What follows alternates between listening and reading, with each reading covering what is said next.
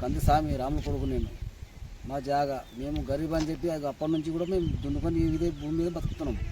మాకేడ భూమి లేదు. గవర్నమెంట్ ఇచ్చిన జాగాలో ఇది ఎక్కడ పొలం మా మనిషికి ఎక్కడ 10 మందికి ఇచ్చారు. ఇక్కడ షెడ్ వేసుకున్నాం. మొన్న ఏదో డబ్బా పెట్టుకున్నాం, ఏదైనా చేద్దామని ఇవి కట్టినాం భూములు 2. అంతకుముందు కూడా గడపడితే మున్సిపాలిటీలు అప్పుడు కూడా మా అదే అని చెప్పి మా ఆయన కొట్టాడితే కూడా రాలేదు, పోయారు. ఇప్పుడు మళ్ళీ వచ్చి ఊరు కొట్టారంటే మాకైతే అది ఓళ్ళు కూడా కొట్టి ఓడదొరికి వచ్చి సంబంధం లేదు. ఇప్పుడు మా జాగా అది, మేము బతికి తినేది ఇది జాగా, మాకు ఏడలేదు జాగా, గవర్నమెంట్ ఇచ్చిన జాగా మేము. అన్న జాగా మాకు బతుకమని ఇచ్చారు. ఇట్లా వచ్చి మధ్యలో వీళ్ళు ఆలీలు ఎంపీటీసీలు వచ్చి మా జాగా గుంజుకొని దౌర్జన్యంగా ఇట్లా కొట్టమే కొట్టుడు తప్పు. ఇది మాకు న్యాయంగా మా జాగా మాకు కావాలి. వాళ్ళు ఏం చేసుకుంటారా, ఏం చేసినా ఇప్పుడు చేసిన తప్పు. అతను వెంకరెడ్డి ఎంపీటీసీ ఇంత మాకు తెలుసు, మాకు చేతితో మా జాగా. మాది పెద్ద కంజాలరా, మేము లేనోళ్ళము.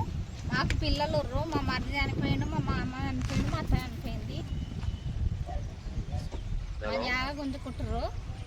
మాది మాకు ఇవ్వాలి. మేము లేనోళ్ళము, చిన్న పిల్లలు ఉర్రు. మా భూములు మాకు ఇవ్వాలి.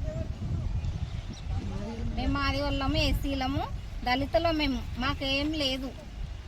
మేము చిన్న గుడిసెలు వేసుకొని ఉంటే హెచ్ఎంటీ మేడం వచ్చి గుడిసెలు కూలగొట్టింది. మేము ఎక్కడ ఉండాలి? మాకు ఇండ్లు లేవు. ఇండ్లు ఇస్తామంటారు, ఇండ్లు ఇయ్యరు. మేము ఏడుండాలి మరి? పిల్లలు, మా మరిది పిల్లలు 3, మా పిల్లలు 3 చిన్న గుర్రు. మేము ఏడ బతకాలి? గుడిసెలు వేసుకుంటే గుడిసెలు వచ్చి కూలగొట్టితే మేము ఏడ బతకాలి? ఏం తినాలి? మా జాగా మాకు ఇవ్వాలి. మాది మాకు ఉండాలి. అంత గుంజుకుంటారు గవర్నమెంట్ వాళ్ళు. ఇచ్చిర్రు, అప్పుడేమి ఇచ్చిర్రు, ఇప్పుడేమో గుంజుకుంటారు.